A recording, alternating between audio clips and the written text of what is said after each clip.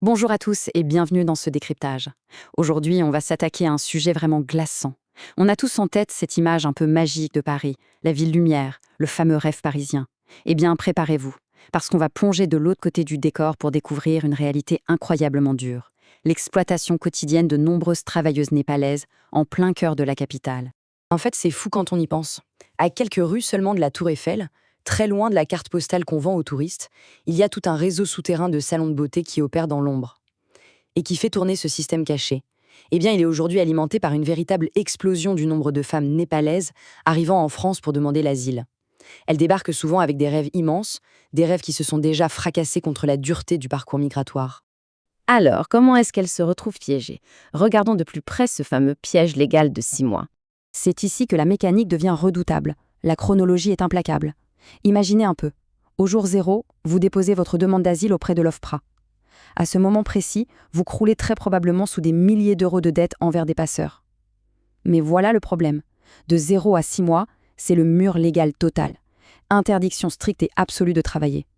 Résultat, on pousse littéralement ces femmes la tête la première dans l'économie souterraine, car elles n'ont absolument aucune autre option pour survivre.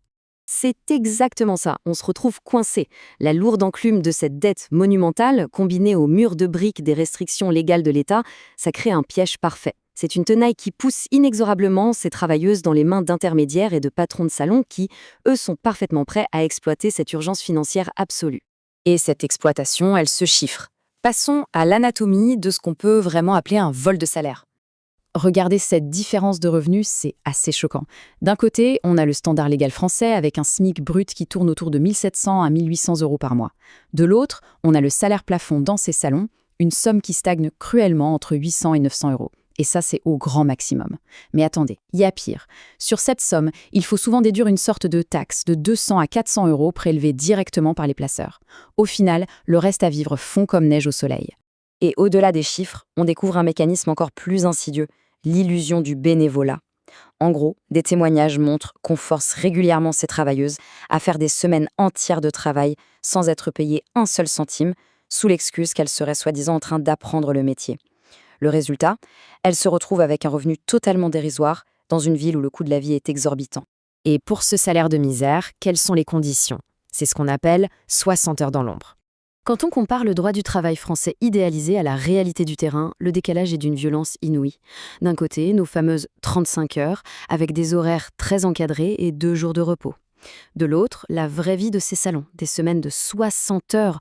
On parle de journées interminables, de 10 heures du matin à 21 heures le soir, en continu, avec un seul petit jour de repos sur 7. C'est tout bonnement épuisant.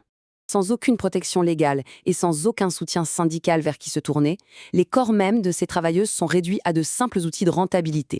Elles deviennent des machines que l'on presse jusqu'à l'épuisement, totalement invisibles au cœur même de ces vitrines bien éclairées de la capitale, des endroits devant lesquels on passe peut-être tous les jours sans se douter de rien. Mais alors, que se passe-t-il en cas de contrôle? C'est là que commence le théâtre de la survie. C'est une véritable scène de film, mais ultra tendue. Dès qu'une inspection policière inopinée débarque, un protocole incroyable s'enclenche à la seconde près. Étape 1, l'alerte immédiate, ordre de lâcher les outils. Étape 2, le déguisement rapide, il faut abandonner sa posture d'employé.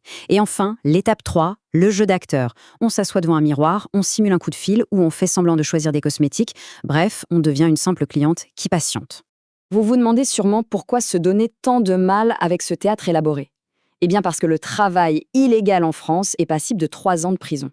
Le propriétaire du salon risque aussi une amende de 3 750 euros.